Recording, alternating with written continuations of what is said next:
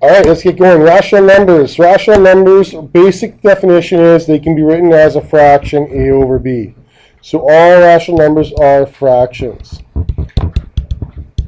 Okay. Now, a and b are integers. B is not equal to 0. Don't worry about that. It's just math speak. Okay. Now, there's a few other things that we look at. Whole numbers and integers are rationals. So a whole number would be like, give me a number, Tim. 17. What is that as a fraction? Bingo. Okay. Integers, these are just positive or negative whole numbers.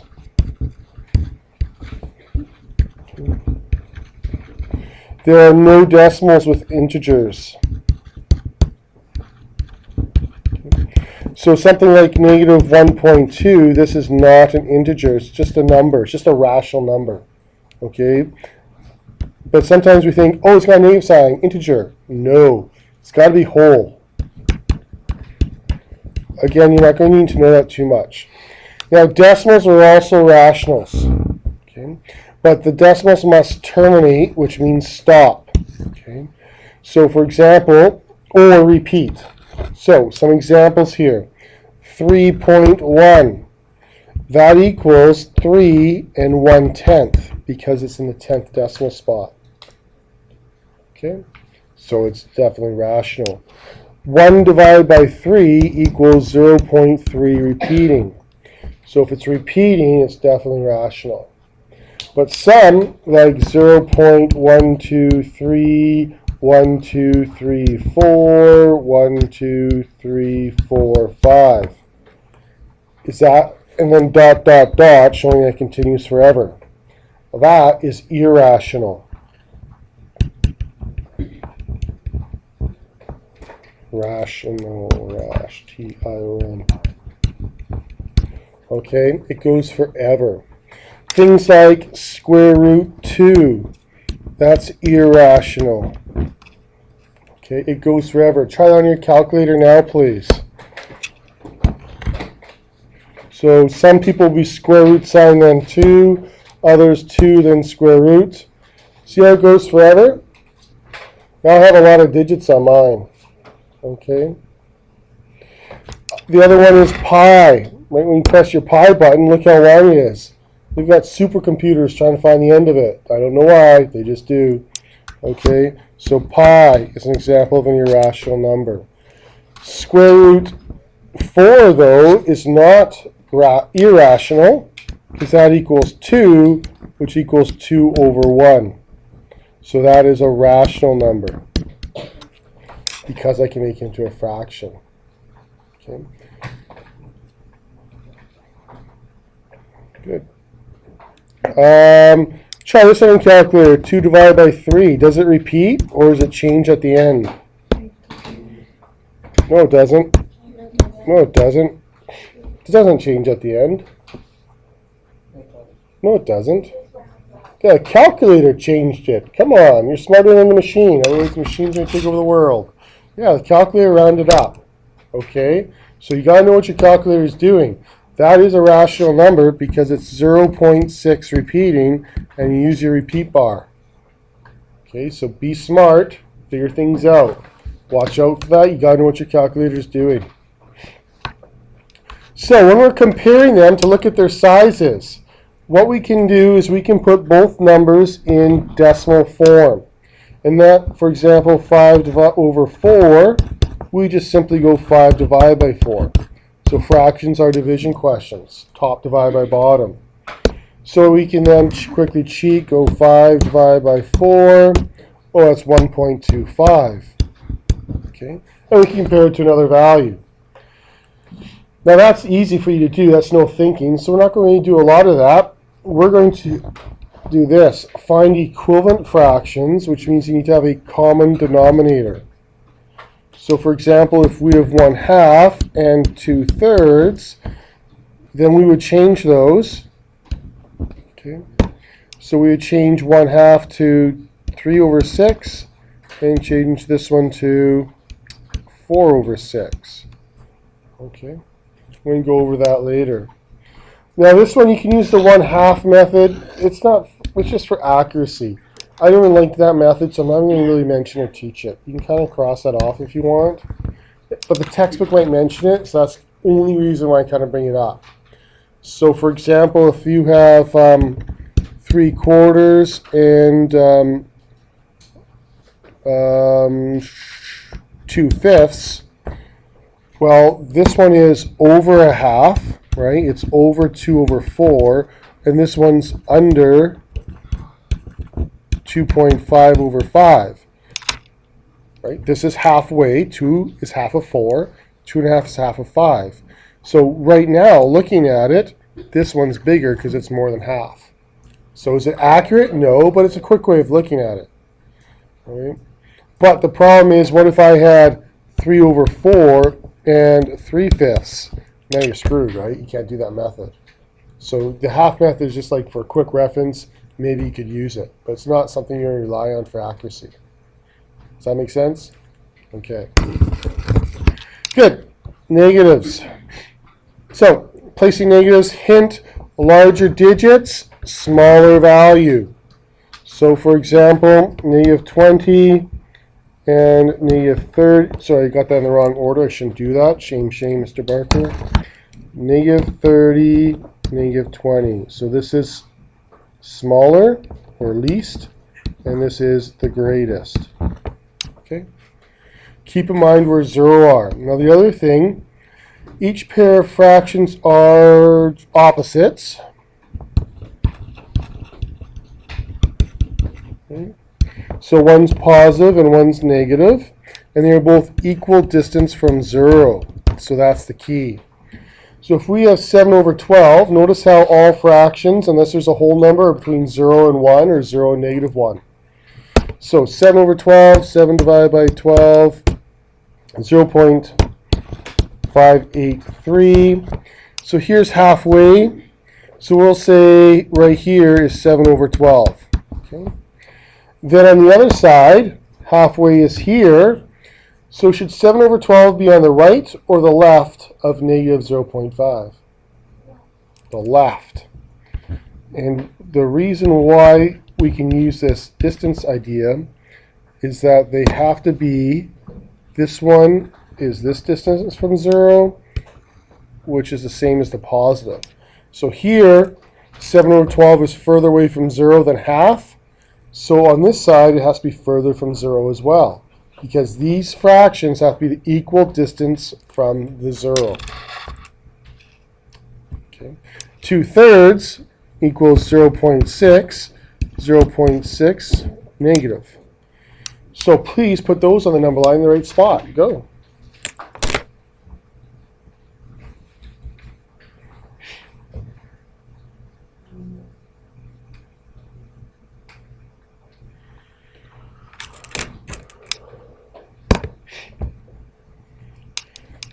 So here, 2/3 is larger than 7/12. And so on the negative side, negative 2/3 is smaller than -7/12. Kind of weird. On one side it's larger, on the other it's smaller, because it's equal distance from 0. Any questions? Yep, Sarah? For the -2/3, would you take that into a calculator? Would you just do -2 divided by 3? Or No. You go 2 divided by 3, and then you know the final answer has to be negative, so you put a negative sign. Okay. It's a good habit to get into, especially when you get into exponents, is you got to know what will your final answer be, and then put your negative sign there. Okay. And when we see exponents, I'll be talking about that lots. Okay. Any other questions? Good one, Sarah? Any others? Okay. So then what we have now is we have these fractions here. So we'll put them on the number line. So our whole number here is -1, but we have to go we have to figure out what the value of the fraction is. What's 1/2 as a decimal? 0.5. Here the whole number is -3, and what's the decimal for 1/2? 0.5. What about here? Now there's no whole number, so we got to figure out the decimal. Use your calculator. 5 divided by 8, 0.625. Okay, so please put those in the right spot. Don't you put on the decimals, we'll actually use the fractions.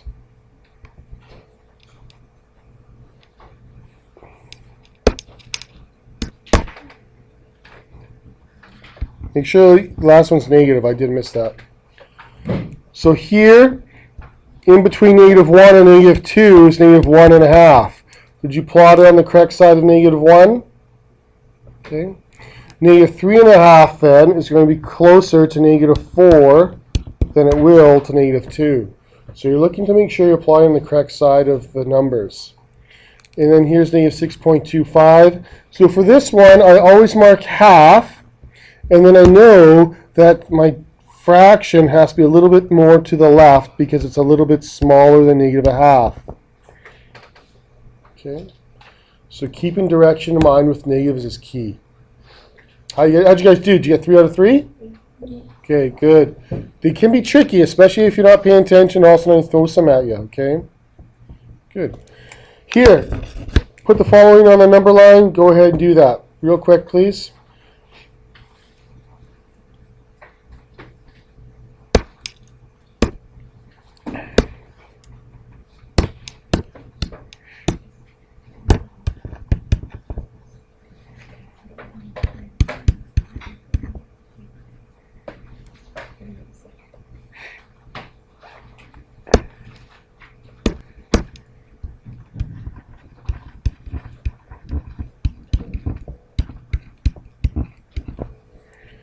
Okay, so some of you are just finishing up.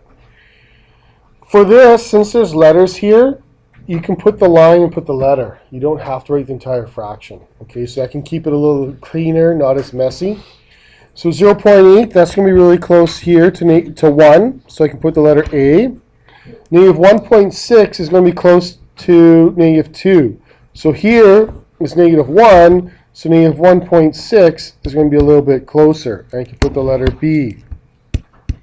Now C is -1.6666. This number then is really close to -1.7. It's bigger, it's smaller than B. That's a little weird.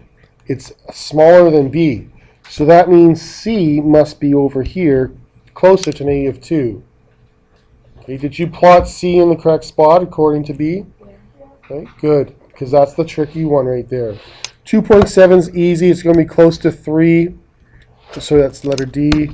And the other one, -0.7 repeating. That's going to be close to A.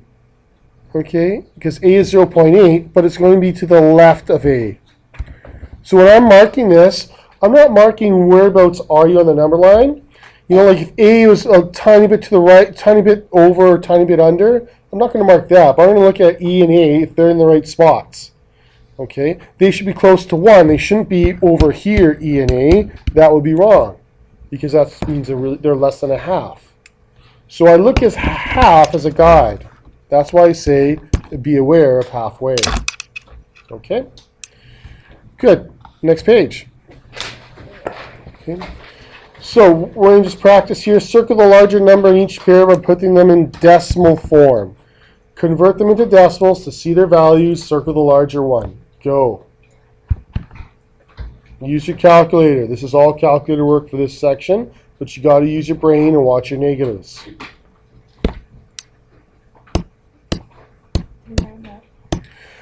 Keep like 3 decimals and then compare.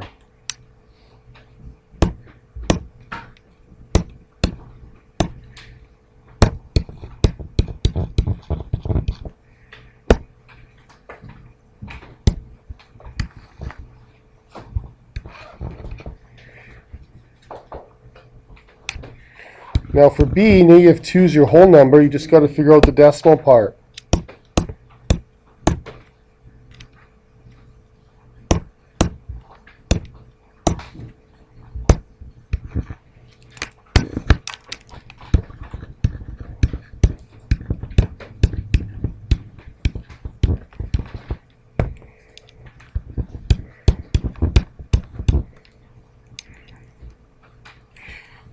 Oh, B I'm stuck on, guys.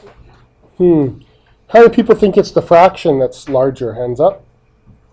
How many people think it's the decimal that's larger? Really? Because guess what? This one here is closer to -2, and that's larger because it's closer to 0, where this one's closer to is further away. So you got right because it's negatives. I told you, you fell asleep. Haha, gotcha. Okay, it's the negative number stuff. Remember on the number line, here's 0, and so this one's going to be -2.8 over there, and -2 and 6/7 there. Okay. Okay, keep going. Do the next two. Do we do the bottom half? Do C and D, and stop. I want to talk about the bottom half first.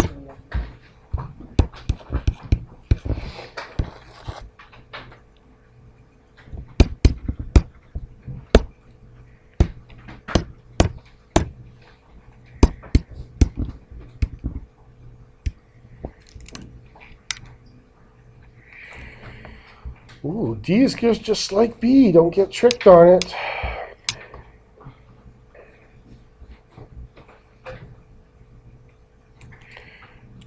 How many people think that the decimal's larger? Oh, but guess what? This one here is closer to 0. So this one's larger. Okay, so it's the negative stuff again. Be careful with that. Larger digits, smaller numbers for our negatives. All right. Okay, so here we want to circle the larger number, but we want to find equivalent fractions first, so we need common denominators. How we do that is you multiply the numerator and denominator. This is the top, denominator is the bottom, by the same number. So equivalent fractions mean equal. Okay, equivalent fractions mean equal. Common denominator means the same bottom. So what's the common denominator for A? 10. Always make your fractions larger, never make them smaller, because it sometimes works out and other times it gets weird.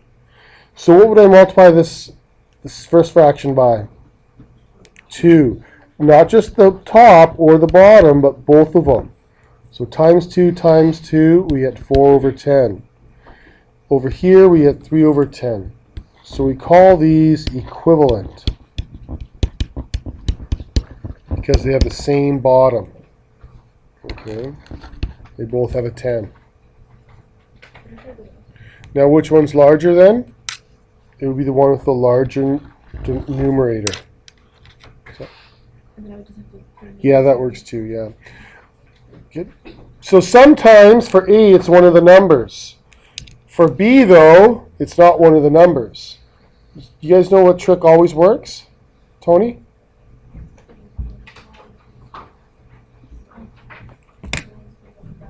Exactly. So what Tony's saying is this one's a 5, so we multiply this one, top and bottom, by a 5. Now the first one over here is a 3, so we multiply this guy by 3. That trick always works. Always. Okay? Sometimes it's not the lowest one, but if you're ever stuck, it always works. Okay? So go ahead, find equivalent fractions with a denominator 15. And be careful when you're circling, please.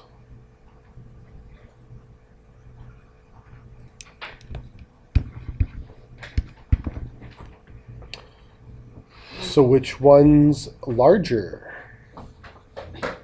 Rabia? -9? Are you sure about that?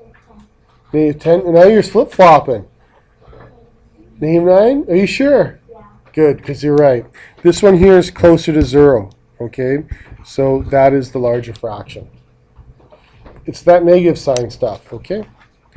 All right. Next one here. This is a -2 and that's -2. So do we have to worry about the number in front? No. Because they have the same number in front, we don't care. We just have to compare their fractions, but keep in mind they are negatives. Okay? So find a common denominator, please. Go.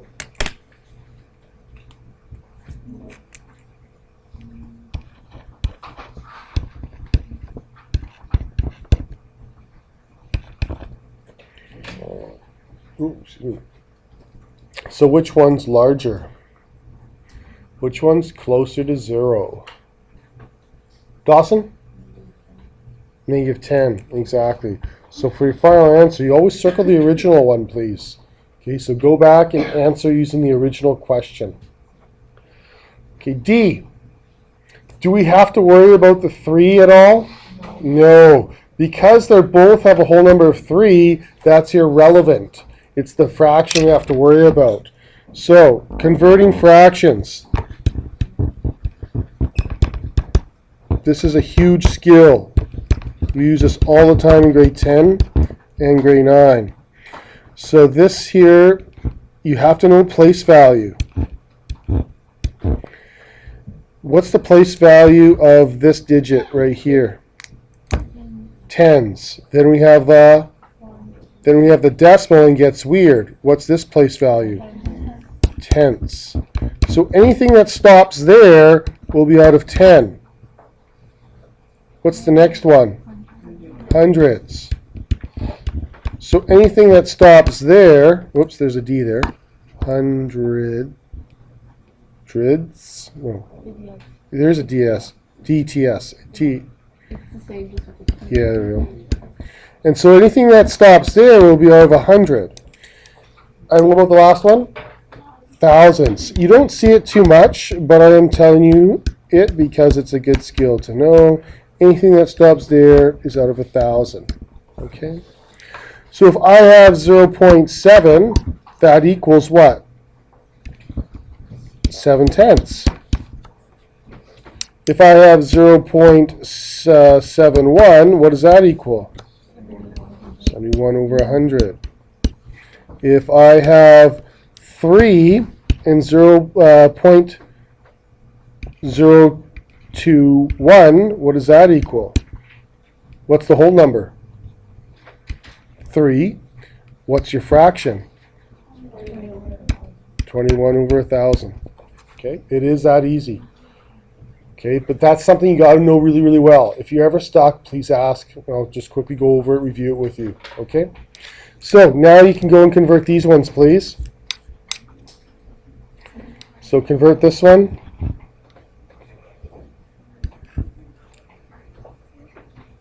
What's it going to be? Laurel, what's the fraction?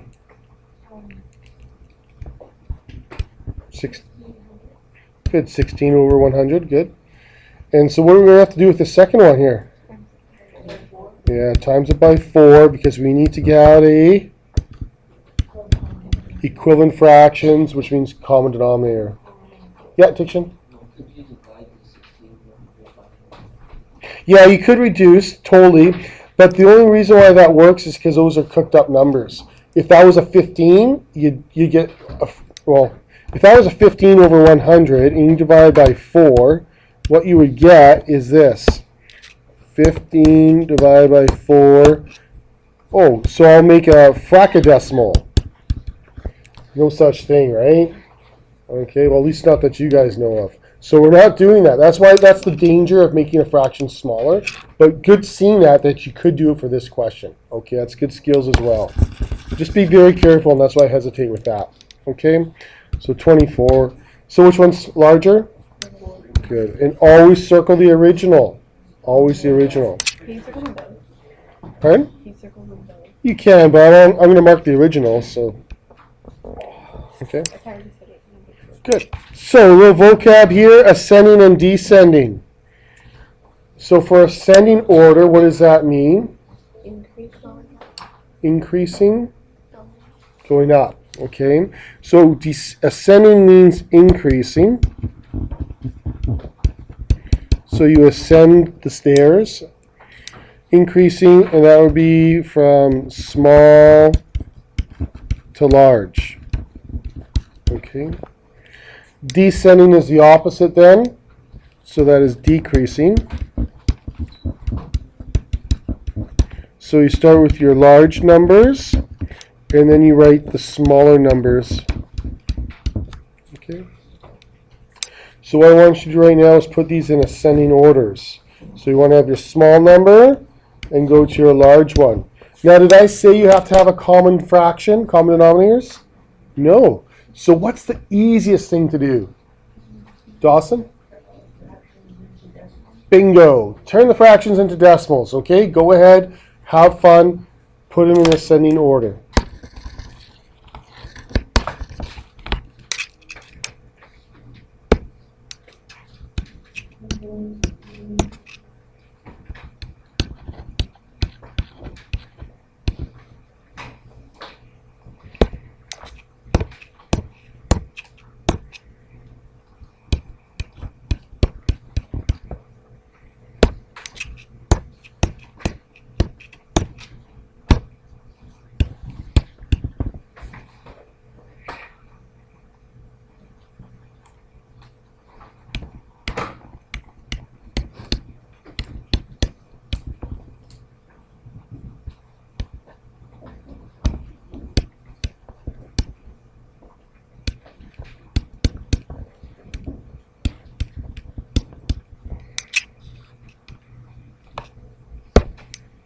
So that's not the correct order.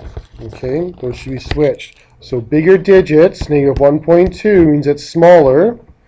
Then negative 1.14 is actually larger.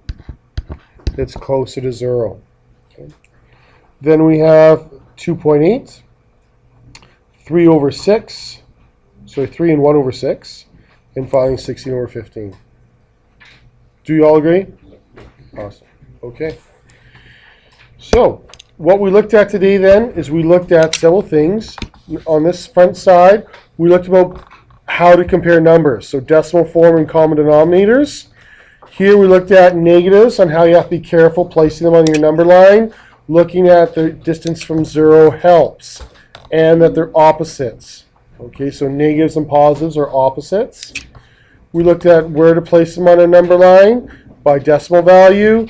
We looked at comparing them with decimals, comparing them with common denominators, and then finally comparing them and putting them in order from smallest to largest. So ascending and descending. That's what we looked at today. So your homework today, you're going to be doing those skills. Don't always go to decimal, especially if you have two fractions. Two fractions, usually you want to get a common denominator. Okay? But if it's open-ended, you know, it's one of those compare them, then go ahead, decimals. All right? Make sure you're practicing all your skills. We also looked at the last thing, which is probably the most important, I'd say, that you're going to use, is putting decimals into fractions, because that's such an important skill. Grade 10 exponents, you use it all the time. Okay, your homework is listed on your outline. Please get started on that. Go.